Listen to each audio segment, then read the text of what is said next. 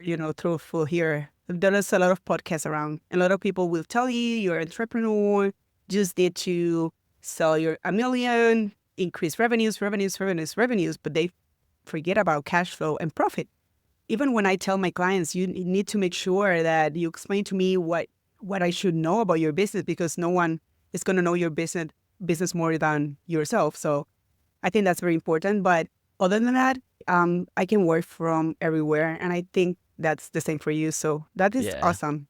When that's the conversation, I just sit with them. Let's do a plan, 3-5 year plan, so we can de-risk the business in that area. It's not owner intensive, so you can start delegating.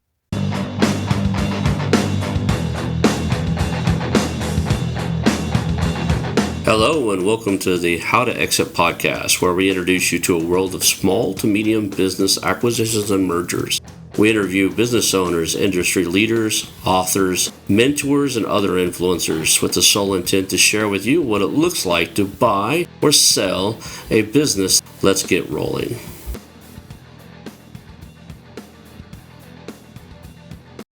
And now a moment for our sponsors. This episode of How to Exit is brought to you by Final Ascent, the boutique M&A firm helping lower middle market business owners achieve their ultimate exit. At Final Ascent, they know selling your business is one of the biggest decisions you'll ever make, and they've been in your shoes. Their team isn't just made of advisors. They're experienced business owners who have successfully navigated their own exits. Final Ascent specializes in preparing businesses for sale, building value, and connecting with a national network of qualified buyers who will compete for your business. They don't take on a client unless they're confident they can sell your business at the current market maximum value. Whether you're ready to sell now or planning for the future, they'll craft a roadmap tailored to your unique goals so that you can walk away with maximum value and a peace of mind. Start your journey today at Final Ascent. That's www.finalascent.com, because your next chapter starts with a successful exit. I want to highly recommend you get Acquisition Aficionado magazine.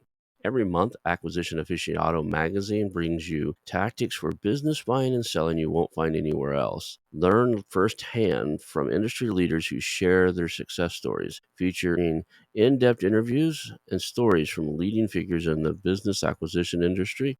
This multi-platform mobile magazine speaks to acquisition entrepreneurs wherever they are in the journey. And I want you to visit acquisitionaficionado.com today. Hello and welcome to the How to Exit podcast. I'm here today with Alina Rivera, and she is the founder of Advising Puerto Rico. And did I get your name even close? I didn't roll my R. No. Yes. Okay. All right. No, it was good. It was great. It's funny is I'm your typical American. I barely speak English, so I butcher that, right? So thank you for being here today. You are located in Puerto Rico. I have some questions about like your economy and what's different there. And you have a great financial background. You do valuations and exit planning and stuff like that. So this will be a fun conversation. Let's start off with getting to know you a little bit. What kind of who are you? What's your background and what got you into the space? As you said, Mm-hmm. I'm Alina Rivera, so that was good. It wasn't Close. bad at all. You didn't butch it. It was good. I have been called different things, so it's okay. I have a bachelor's in accounting and a master's degree in international business. And I started working at an accounting firm doing audit. Then there was an opportunity like 3 months later doing advisory work. So I switched to that. I started doing litigation support engagement, did a lot of construction claims. For at some point that stopped, with the economy around the world and all that. But now I know it's a hot topic now. But that opened the doors for me to work at BDO here in Puerto Rico, the fifth international accounting firm. And they grew, so I was one of the partners of the business advisory department. And I dedicated most of my time doing business valuation, some even internal audit work, as IT work, because when you live in a small island, you learn how to use your core capabilities and your skill to do other work. So I did at some point even transfer pricing, but mostly I did business valuations and forensic work. I did a lot of litigation support engagement for marital dissolution, lost profit, And after that, I was the CEO of a small consulting firm for 2 years. And then I started my own firm 2 years ago, almost. What type of industries are common that you get to work with? I mean, the United States is huge. Like the continental United States is huge. So anything on this side, we've got everything, right? Everything from tech to mining to medical Mhm. and stuff. But I'm thinking Puerto Rico being a small island and stuff. Is it mostly tourist stuff, medical? What type of industries are common, or is that just a misnomer? You guys got everything there. We get everything here, especially after 2012. Around that, we have still an incentive where people come from the States or other countries, and if they export services, they can have or they can pay one of the benefits. It's paying 4% over their profit or their income. So that brought a lot of different industries, especially tech. We have a lot of software as a service companies. We do a lot of Obviously, we have a lot of professional services, retail, restaurants, and everything related to tourism, as you mentioned. So, was Puerto Rico one of the? I think isn't it one of the safe havens, or am I getting mixed up for the crypto guys? Right, the crypto guys took their money and went over they left, and that's one of the places they went. Right.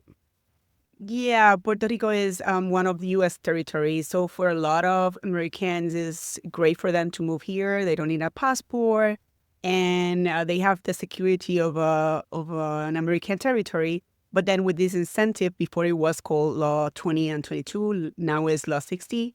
They move here, and as soon as they export services or they are resident, they have different benefits. I don't do taxes, but they have a lot of benefits moving here, especially when they sell stocks and assets. So yeah, we have a lot of expats here right Yeah. now. So tell me about the economics of the businesses there. Is the economy mirror the rest of I know it's a U.S. territory, but does it mirror the rest of it? Or does it run pretty much independent? I'm totally ignorant in the subject of how Puerto Rico economy is impacted by the rest of the U.S. Oh, it's directly impacted from the U.S. So we receive Medicare. We don't pay U.S. taxes, but we have a lot of the same things that you will have in the States. And definitely, whatever is happening in the U.S. Economy is going to affect us. But yeah, we use the U.S. dollar, being a territory, and that's what attracts a lot of people here, even on vacation and holidays. What do you think about the incoming president telling everybody they're going to make Canada and Greenland a state, and here we own Puerto Rico, and they never try to, or they haven't offered you statehood yet, Yeah, well, that's a difficult topic, especially right now. right? There's people splitting here. You will have a lot of Puerto Ricans just want it to be state. There are others that they wouldn't want that. Right. Um, Someone sent me a video a couple of minutes ago about Bad Bunny, one of our singers, just with one of the guys from a TV show in the States going around. And it's been a lot of talk about that and a lot of different situations. But I guess when you're a business owner, yeah, politics will impact you, but you cannot allow that to just like influence your decisions. So whatever is happening in the States or in here with our new governor, that is a lady, we need to keep working. So here we Awesome. are. Do you see similarities in the valuation models and stuff? And like here, we favor recurring revenue. We favor like there's a lot of things that push valuations up, and I can't imagine. And I know that's the same in most other countries. There are some things that are slight differences in some of them. Mostly it has to do with company cultures and stuff are a little less concerned in some other areas, but for the most part, I found that valuations are valuations. Like the things that make companies valuable are they transcend language and location. Is that kind of true there too? Exactly. Here in Puerto Rico, for example, I am part of NACBA, the National Association of Certified Evaluators. That's one of the certifications that I hold. And we use the same standards as in the US. I'm a CPA too, that's the same. I'm a CFE, so it's exactly the same. And as you mentioned, the approaches that we use is either asset approach, income approach, market approach. And with those approaches, the different methods, If you are recreating for the future, it would be a discounted cash flow method, or if you're using historical information, it's going to be a capitalization of earnings. So it is exactly the same.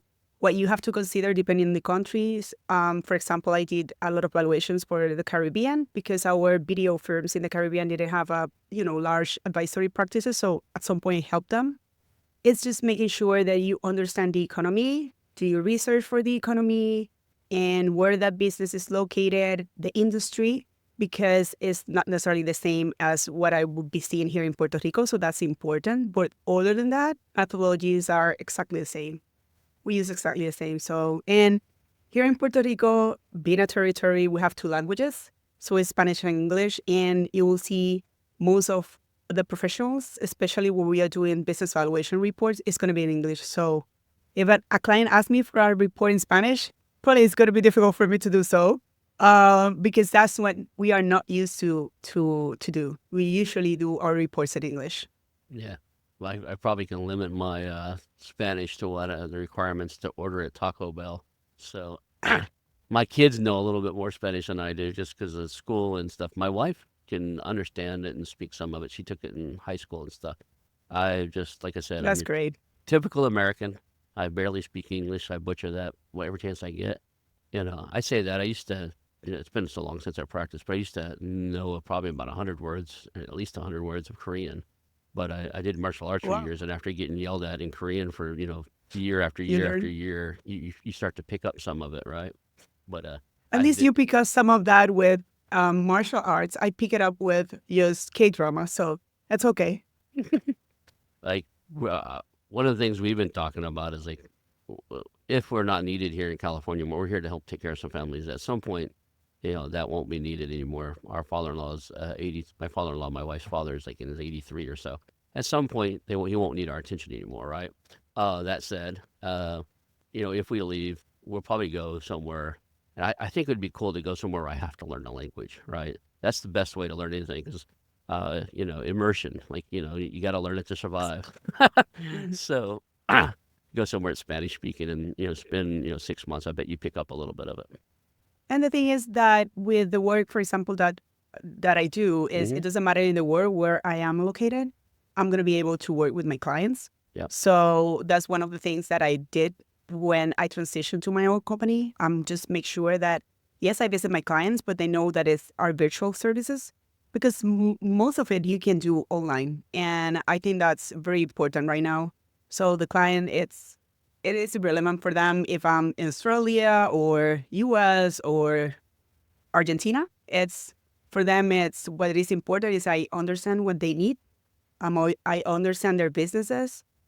Even when I tell my clients, you need to make sure that you explain to me what I should know about your business because no one is going to know your business more than yourself. So I think that's very important. But other than that, I can work from everywhere, and I think that's the same for you. So that is Yeah. awesome. That's one of the great things after COVID. I think COVID actually helped us with that. A lot of people were really resistant to do things online prior to that. And now, Yes, then they got forced to do it for a couple years. And now it's part of everybody's second nature. You know, my in-law, like I told you, he's 83. They do a once a week, they do a family get together on a Zoom call, like where the people that are all over the place and, friends and family that live in various areas will jump on the Zoom call and do an update every single week, right? The weekly family Zoom. So that would have been normalized, except for kind of COVID forced people to do that. And the beauty of what you right. do is numbers are pretty much a universal language, right? Other than some accounting laws and stuff like that, profit is profit. Uh, Hmm. in some places they call it different stuff, right? My European guys keep talking about turnover, and here in the United States, turnover is like how fast I lose my employees. Right? Exactly. Turnover is staff turnover, and they're talking Hmm. turnover being revenue. And so they're like, "Yeah, we got $3 million of turnover. You lost $3 million worth of people." It took me a while for the first couple times I heard that phrase to realize they were totally talking about something different. But in general, numbers are numbers. So if somebody can articulate what they need to you in probably English or Spanish, right? You can actually build a valuation model and do that. Exactly. What are some of the, not a lot of people think valuation models are only for exits, but there's other times inside of people's businesses they need valuations. What are some of the other reasons why somebody would have to have their business valued? Oh, actually, it is recommended for owners to have business valuation done as an strategic tool, because the most of the problem that we find when a company is exiting, and especially if it's a private company with a business owner that is the founder, is their attachment to the business and their understanding of the value may be different of what the real value is, or it may happen that right now they may tell you, oh, sorry, when the business price is or value is 5 million, then I'm selling it. And maybe you do a business valuation and you notice that it's probably never gonna go there unless they do other stuff. So those value drivers you can identify while doing a business valuation, and it will bring the owner to reality. It's a reality check. So we recommend that for strategic purposes. When I do fractional CFO services, I look around it and I tell the client, this is the value of your business, this is the plan for value growth. And then we can review that value every year or every 18 months or every 2 years. It will depend on the owner. It doesn't have a very complex valuation, but at least they know, they have an idea of the value of the business. Because one of the things that people keep saying is, oh, my business is 5 times the EBITDA. And it's like, where that number came from? Oh, that's what people say. But that's just a number. If it makes sense, because actually that's kind of a market approach where you look for comparable transactions. So what you're saying is my business, similar business in my industry have been sold for 5 times their EBITDA. But that doesn't take into consideration the specificities of your business. Maybe you are more efficient. Maybe your business is not 5 times EBITDA, it's 6, 7. So how do you know that if you haven't valued your business? So maybe you're leaving money. So strategic purposes is one of the reasons. Then obviously when you are buying a business, you will value the business, or you're selling it, you will value that. Other ways that, or reasons, common reasons for we doing evaluation is just litigation support purposes. In that particular case, as a couple, they are, it's a marital dissolution. They need you to value the business, or it's a partnership dissolution, or is loss of profit. There was a hurricane. You lose the whole business. You need to know the value of the business at the time that it was lost. So those are different common reasons to value a business. And then you'd think things like insuring a business properly, making sure you have the right level of insurance and stuff like that in place would be there. And there's some regulatory stuff too, right? I was thinking like employee stock option programs and stuff like that, where you're regulated to have to do yearly valuations. And Yes. Yes. And that's very specific. There are, for example, ESOP, there are specific business evaluators that are, that's their niche and that's what they do because of the risk. As you mentioned, when you are looking at, for example, if I'm doing fractional CFO services and I am doing a plan for value growth, one of the things that we do is look after insurance, because we want to de-risk the company, right? We want to make sure that they have the correct insurance in place just in case something happens, because you have to make your business attractive for a possible buyer, for an investor, even for, you may need working capital. You will need evaluation for that because the bank will ask for it. yeah, we run into the case where you're talking earlier where a business owner thinks their business is worth something, and it turns out that's not true.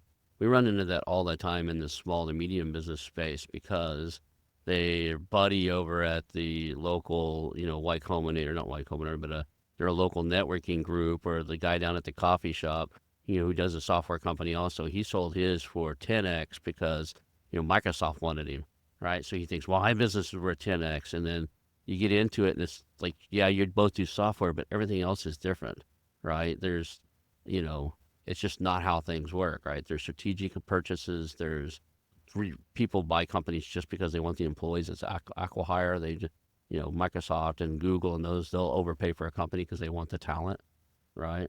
And then, And that's what I tell clients, because sometimes they don't want to pay for evaluation. It doesn't have to have a conclusion of value where you paid $15,000 for a valuation, a full valuation. You just want a simple valuation to understand the value of your business. But that is important because it will delay or even just, stop a transaction because of that misunderstanding. At some point, I had this big client that was trying to acquire a company for a vertical integration. It was actually one of their vendors. And they asked me to go and value the business because the prospective seller was asking for 12 millions. It was 12 to 30 millions on the business. And when I look at the trial balance, I was confused why this is a value. And the seller was awesome. Their CPA was awesome, but their CPA, he wasn't a valuator expert. So when I started asking questions, he was like, oh, well, that's the value that my client wanted. So I just put together the information, and it even has footing errors. So it was kind of a mess, and they were great. So I just sat with them. I asked my client, let me talk to them because I don't think this is going anywhere, but I think they need to understand the value. And it was actually more close to 2 millions. It was around 1.8 million. So could you imagine 1.8 to 12? That transaction was never going to happen. And that's very important for the business owner. Yeah, we get the same situations where we get a business owner on the phone and he starts talking about well, I want $2 million for my business. Like, 2 million? Okay. Let's see how we can get you there. And then later on you get into the conversation, you realize the business is not worth anywhere near that. And you're like, how did you come up with the $2 million number? And they're like, well, I talked to my financial advisor, my certified financial advisor, and they told me that's what I needed to retire comfortably. And, my business sells $3 million a year. So I just figured that's a good price. And I was like, okay, that's not how it works. Your business sells $3 million in revenue, but you're operating on an 8% profit margin, right? So you're doing $240,000 a year in profit. Public math, I hope I got that right. But you're nowhere near there, right? And well, I hear businesses trade at 10 times. I'm like, yeah, business is doing $2 million in EBITDA being bought by strategic purchasers can do it 10x. It's possible. You're, in this small, medium business, and be honest, in most industries, they trade for 1 to 2 to 3x, plus assets and other stuff, right?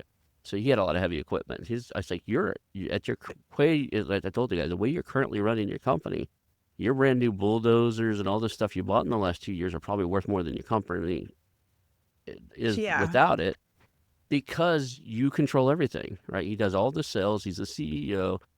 He doesn't have any other sales outside of himself, and he's the troubleshooter. Now, he's got, 25, 30 employees that go out and do the work, but anything that breaks, he fixes. He's the mechanic, right? He's the diesel mechanic. That's how he got into the space. He's the sales guy. He goes out and lands all the gigs. He's the CEO. He runs it. I say, it's going to take 4 roles to replace you. Like, you don't have a business you can sell. And you can sell the equipment off. And don't even, it's not even about, okay, I have to put the salary of those 4 positions. But when I start talking to a client and they are thinking on selling their business soon or in a couple of, years, and what they started telling me is, oh, no, this business, this revenue is because of me, because that's their baby. I can understand that. But then what they are telling me is, then what's the value of your business? Because there's a lot of personal goodwill. What is going to be the business without you? So we have to make sure that an owner, it's definitely the business needs a CEO, someone that administers the business, but it cannot be the person that the clients come because of that person. So when that's the conversation, I just sit with them. Let's do a plan, 3-5-year plan, so we can de-risk the business in that area. It's not owner intensive, so you can start delegating, putting processes in place, because that's the problem. It's easier for them to do everything. And some clients just tell me, oh, when I did this, I was more efficient. Yeah, but that's not where you add value. And that's not what you want.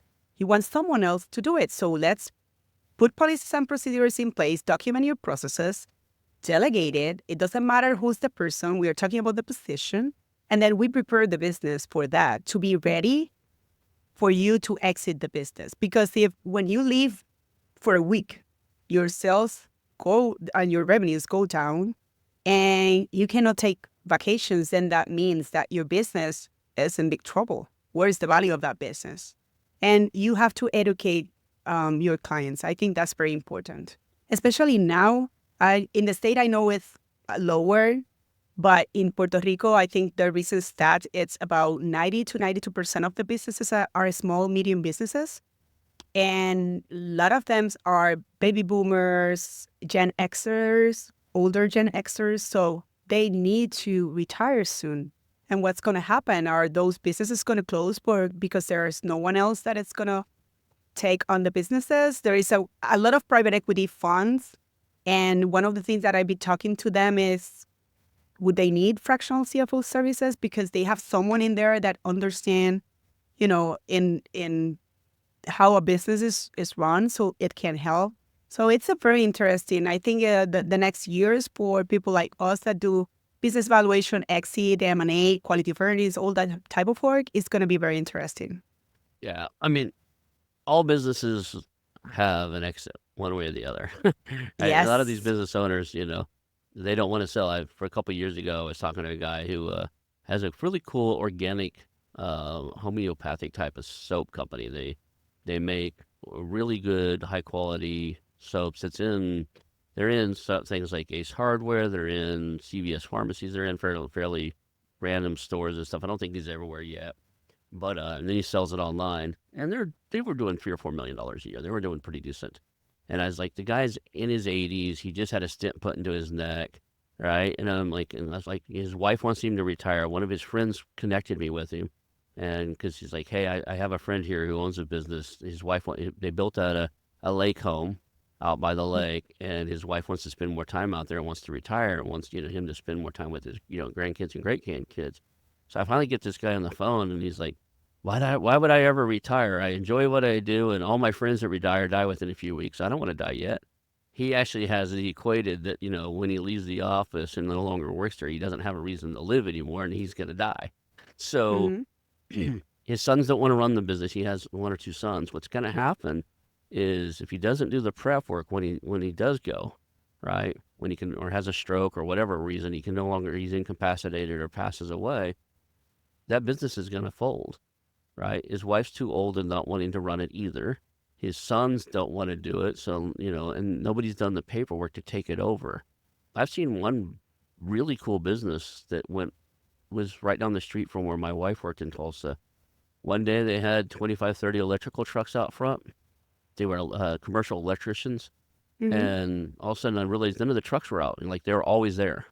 For weeks I would drive by and go to her lunch, or sometimes I would drop her off if we carpooled into town or whatever. But if I drove by, I noticed none of the trucks were out on service calls. Turns out the owner passed away and had a heart attack. Basically went home one day and never came back to work. Nobody had check writing capability. Nobody could payroll, right? He controlled everything, and contracts started not getting serviced. The customers have to go somewhere else. You're building a building, and your commercial electrician can't show up. You got to get a different one. You got to continue on schedule. If you've got need to move your big machinery around, and you need triple phase electric, to 3-phase electric to move your machine, you can't stop production for longer because your electrician doesn't show up. You call a different one. So that business folded so fast that they ended up auctioning everything, just running everything through an Selling auction. their assets. Yeah, selling the assets. Mm-hmm. And a lot of business owners don't get that. They don't But get you went too far. I think with your sample of 80 years old, that's too far. it is Even if definitely. you are 30 years old, 35 years old, I think one of the things that you learn is that exit planning is the best strategy, because when you're doing exit planning strategy and you value your business, you are looking at your value drive, looking to cost savings, you're preparing your business, putting policies and procedure in place. You're preparing your business. So exit is not necessarily when you retire. What happened if tomorrow I'm on a car accident? I can die tomorrow. I have, our meeting, the recording of this podcast was supposed to be at the end of December. And I have a great friend, and on the 28th of December, he went around in his ATV and he fell off the ATV. He died instantly. Oh wow. And he Sorry. was young. So that's one of the things that I tell clients on that first meeting. Some of them are prospective clients and they are, do I need you to pay for this hour because of all the information that I received? No, just, I think it's important, as I mentioned before, to educate people. And I think it's important for business owner to have a living will, testament in place. You don't want your kids to deal with all the problems that you left on a business. You have to be ready for that. But in the business side, you have to leave and prepare your business as if you're dying tomorrow. It sounds awful, but that's the only thing that you can do to make sure that is a legacy. Unless you don't mind, well, then put it in writing. When I leave the business, if I die tomorrow, then just sell all the assets. If you don't want that, if that's what you want. But I don't think most business owners, that's what they want. So you cannot wait until you're 80. You have to start with the end in mind. So starting a business, prepare your business, and it's never late. So if you've been in business for 20 years and you're still doing you may have 50 people on the business, but you're still doing the more important sides, just hire someone, start delegating, hire a consultant that can help you and have the experience. Because one of the things that also I hear from clients, oh no, I have a CFO here. And when you meet with the CFO, he's probably a bookkeeper or an accountant. It's not a CFO. So it doesn't matter the name the person have. It's not the work that they are doing. So make sure that you have the right people in place so you can leave the business whenever you're ready or whenever the life you throw you a curveball. Because after COVID, a lot of people say, you know what? And burn, I just want to leave. And usually your business is your main asset. So that's the main asset in the sample that you mentioned, the $2 million that they need to retire. Yes, because that's the main asset. So make sure you prepare the business for the value to be $2 million. So at what point, I've run a few businesses in my life and I have a few small ones right now, but at what point do you feel that a business should have either a fractional or a full-time CFO, not a bookkeeper, not an accountant that does taxes and stuff, but somebody like a real CFO who's doing long-term planning and forecasting and stuff? At what size of a company does that make sense? Well, it makes sense usually between 1 million and 5 million. If it's a fractional, it will go even to 10 millions. I have a client that the company's revenue is around 12 millions per year, and they are not prepared for having a full-time fractional CFO. A full-time CFO yet. They wouldn't be able to pay because there are people that will tell you, oh no, I have a CFO, I pay them $60,000 a year. Then that's not a CFO, because a CFO, what I tell my clients is you need someone. What I see it is bookkeepers and accountants, they are looking at the past, making sure it was right and put it in a reporting way. But then your CFO is someone that is a strategic partner looking at the future. So if you are, for example, startup, those that you can sell 2, 3, 4 millions very quickly, then probably it's time for you to have a fractional CFO. And a fractional CFO can be just a project base. Well, I'm not ready to have a monthly fractional CFO, but they can help me with cash flow projections, general projections, put together some sort of assessment.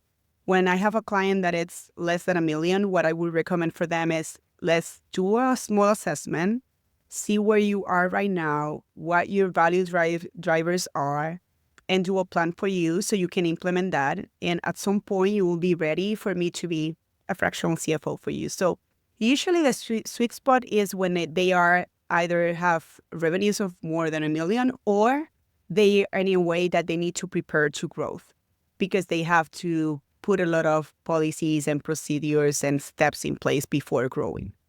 I have a client, and that's a great story. It's a construction company because, as I mentioned, I did a lot of construction claims, so you learn a lot of construction company. And I think construction, financial, and healthcare are most of the complex, type of financials that you can find. So I have a construction company, and They were selling 2 millions. I started with them in January last year, so now it's a year. And just right off the bat, I sit with him and with the owner, and he was doing a lot of stuff. And they were passing a lot of, they do a lot of RFPs. That's the way they Mm-hmm. find their contracts. And they weren't proposing because he didn't have the time to look for that. So I did a projection. Let's bring someone that dedicated to that. I prepared when I was with the as a consultant. I did a lot of proposal, all that for the Right. company. So I just prepare all the steps. This is what we're going to do every day. This person is going to do. I prepare the path, and then 3 months later, we had the person, and the first win with that process was a $3 million contract. So he's like, "Now it's your fault. I'm scared because I need working capital." Okay, that's a good product to have, but that it's important too because a lot of clients they are just so focused on having revenues that because that's truthful here. There is a lot of podcasts around. A lot of people will tell you you're an entrepreneur, just need to sell your a million, increase revenues, revenues, revenues, revenues, but they forget about cash flow and profit. And you can have 5 million revenues, but if your profit is $20,000, or if you're struggling with cash flow, you may bankrupt. So all those things are important. So we put together a plan. We have a cash flow projections. So it was great. Our projection for the first year was 3 millions, and it's close to 4 millions in 2024. So, and then you can see that you're adding value as a fractional CFO. It's a great story. I think the CFOs are great at also helping identify where businesses are cyclical, right? A lot of Mm-hmm. businesses have seasons and cycles. Even in a 12-month period, they might have a season or cycle. A good example is anything B2C where you're selling something to consumer. Usually those businesses have an uptick or a huge spike between Thanksgiving and Christmas because of the gift giving season, right? But a lot of businesses, even like the business I was in before I got into this, was real estate. Real estate goes through cycles. Like they go through 20-year cycles or 15-year cycles, depending on your market. And, depending on the cycle, there's always money to be made in real estate. Don't get me wrong. But depending on your cycle, your strategy has to change, right? To where for us, we were buying foreclosures and doing, because we started in 2007, 2008.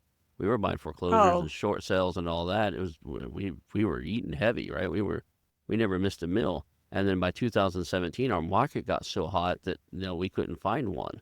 The economy was doing decent, at the time. The market had heated up so much the banks weren't selling us houses. Like there was no extra inventory of houses for the banks to want to get rid of. So I seen it writing on the wall, and I had a business partner. We kind of had a falling out over it. So I gave him, we basically traded some houses for the business. He ended up with the business, and within a year and a half, he had to shut it down, right? Because it's just that strategy was not going to work in a hot economy.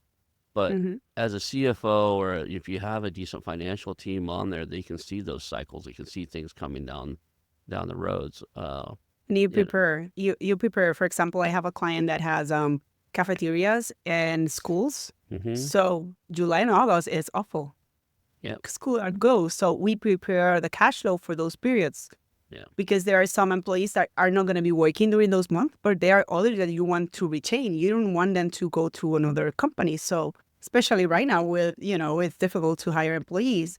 So we prepare for those 2 months that they are going to be able to pay all, their expenses and overhead while the school is not having kids eating lunch. So those are the things that you prepare for. And for example, here in Puerto Rico, we try to make sure that in September, you're not planning on having a huge sales in, I don't know, a new product when you know that the last 2 months of September, probably a hurricane will hit us. So you will plan for those things. And a lot of clients, small and medium business owners, since they know their businesses, they don't plan for that because they know it, but it's not in writing. Or you go to a business and who owe you money? This. Okay, I want to see the aging. Oh, there's no aging. It's not updated. So those are the things that you help your client as a fractional CFO. You see, and you predict. For example, no, someone tell me that I need to do a lot of Google ads. Okay, do you have KPI for those results? How do you know that's good for you? What's your budget for that? Oh, I don't have a budget. So it's Yeah. 1% of revenue. It's no, I'm estimating this amount. How did you do that? Um, it was based on the revenues you're having, how you're gonna measure that. I have another client. No, I went to this conference and I put a booth there. I've been doing that for 2 years. Okay, what's the result of that? I don't know. How you measure it? I don't know. Then maybe you're wasting your money going there.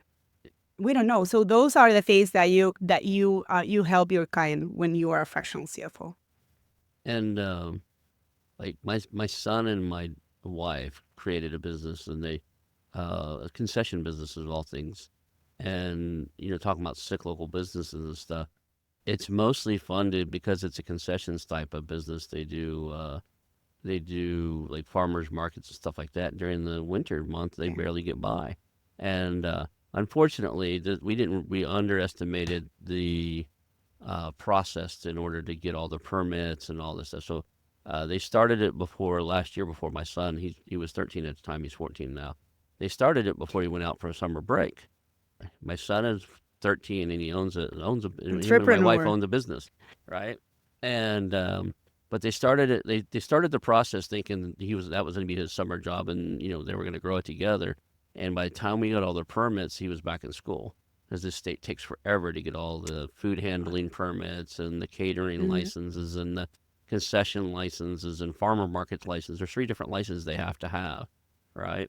So Hmm. now they're in the mode where, yeah, they still go out and do things, but by the time they pay for their commercial kitchen and everything else, this is the down cycle. And my son's like, I don't know if I want to do this anymore. I only made $35 this weekend. I was like, yeah, but you got to make it till the next summer, because that's when you're gonna kill it, right? This thing gets paid by going to events and setting up and selling stuff where there's 1,000 people walking around, and it's rainy and cold right now. That even when they go to the farmers market, they're lucky if they sell. On this last weekend, they went and did 22 orders, which is $220, right? Which is one of their better weekends. Now the market only cost them $35 to go, but they had food costs and they had to pay for a commercial kitchen and insurance costs and everything else. So, but he doesn't see it now because he missed that cycle. So Or maybe you having can think another way to sell the product yeah, when it's cold and rainy. yeah, There's obviously maybe not your product, but that's are the things that you brainstorm with your client. Okay, I have this client in it's a small business, it's second generation, they are really struggling. And when I started asking, no, I know my clients, they love this product because I asked about manufacturing. Where are you mhm, buying your product? Oh, it's a German product. I went online and on Amazon, and the product is a third of their price. And I know obviously they have a store, so you can go there and have it, but I can wait probably 5 days for the product to Amazon. So I don't mind. And when I ask, how do you know it's because of the product? Just have someone. That's one of my first recommendations. Just someone on the store. Just you don't have to have a complex process. Just do a table, Excel spreadsheet, print it. Just print it. It doesn't have to be in a computer. And ask the people that come to your store, all people, at least for a week, what's the reason? It is location, availability, the product, and then you can make decisions because probably you are paying a lot. Your cost is very high for a product because you know that it's a good product, but that's not why people are buying. So those are the strategies that you sit with clients and look at it. Oh, I cannot sell this product. Did you try to do it online? Maybe that's what you need to do. yeah. So yeah. And definitely when you have younger clients, it's a very different thing. Going back to the whole, having somebody there that can like look at the long term vision of the company, and see, like, do forecasting and stuff like that. And you're saying 1 to 5 million is probably where they need a fractional, if they think they can get there fast. Maybe that's in the beginning. A lot of companies I've run into, that I've run into, including like ones I run. My father owned multiple businesses growing up. His painting business, we didn't we our bookkeeper was our tax man. My dad Yes. literally drove over towards tax season around the first week of April and dropped off a trash bag, a paper grocery bag full of receipts and stuff that were semi-organized and with paper clips on them for the months. Hmm. So he would go through and go, okay, this is January, this is February, this is March. But other than that, you just give off of a year's worth of receipts to this guy. And, at the first week of April. And when my dad turned that business over to me when I was a teenager and asked me if I would run it for a while, I met up with that guy. He goes, could you do me a huge favor? And I said, what, could you at least bring the grocery bag over, let's just say every couple months so I don't have to you know, crash and do this. So, I was a little bit into computers. We did a lot of stuff in Excel, like that. But I didn't even know what bookkeeping was until I went to college, right? Because that's how Hmm. we did it, right? At the Now end of is something similar with QuickBooks, yeah, but instead of the bookkeeper asking you for the receipts, they are going to tell you have to have the receipts, but they are going to ask for the bank statements, and they will do everything with the bank statement. And what I tell my client is, when you are small and you don't have an internal bookkeeper and you paying an external accountant to do your bookkeeping, again, what they are doing is preparing your bookkeeping for you to have information for your tax returns and tax compliance. It's not necessarily strategic meetings. And even if there is some sort of monthly financial reporting that they send you, it's just they put it together. They have 30, one accountant can have 30, 40, 50 clients, just one bookkeeper in a company. So they don't have the time to analyze, your business the way you need to. They will put together your financials if you're lucky, right. because they are not, their idea is different and what they are selling you is different or what probably you need. So yeah, what they do is they ask for the bank statements, even if it's monthly, and they will prepare the accounting for you, and QuickBooks or any other tool. But there is not an analyzing or a strategy behind just looking at your number and recommending you to shift.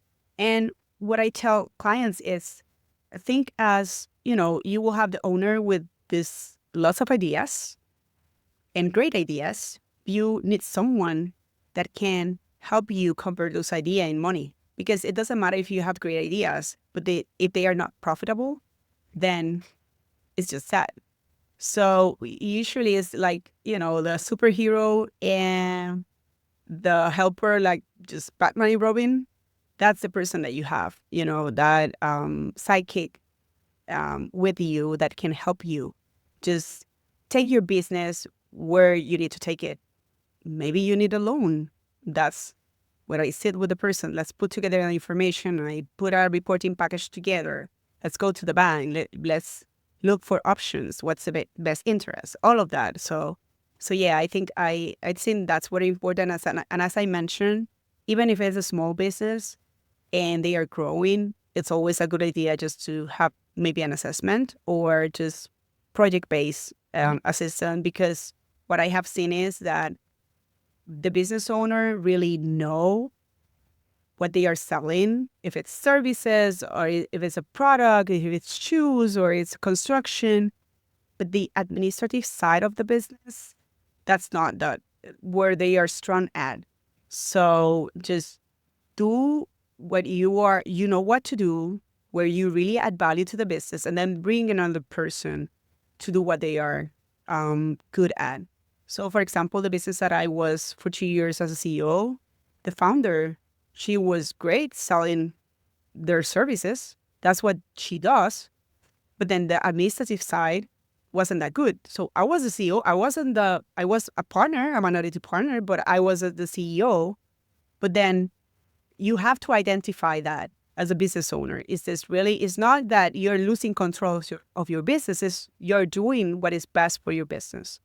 And that's what you need to think and sit and think and plan every year. And I think that's one of the things that clients are missing and business owner is just sitting at the beginning of the year, bring someone to your business, maybe a fractional CFO. That can be a good project. Just hire someone for 4 or 5 hours a year, sit with them.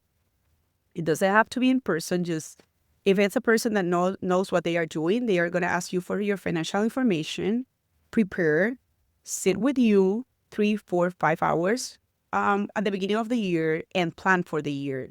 Maybe you don't have the money right now to hire that person to implement those recommendations, but then you have a plan that someone gave it to you that knows what you're going through because you need that.